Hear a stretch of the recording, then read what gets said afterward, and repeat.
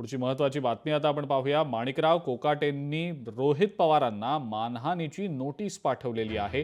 कोकाटेंच्या पत्ते खेळतानाच्या व्हिडिओवरनं त्यांनी ही नोटीस पाठवलेली आहे। रोहित पवारांनी पोस्ट केलेला कोकाटेंचा व्हिडिओ आणि कोकाटेंनी रोहित पवारांना मानहानीची नोटीस त्यावरनं आता पाठवलेली आहे।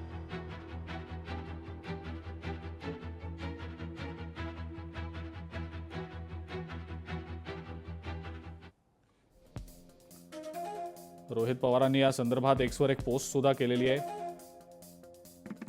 माजी कृषी मंत्र्यांनी आपल्याला मानहानीची नोटीस पाठवल्याचं ते या ट्विटमध्ये म्हणतात।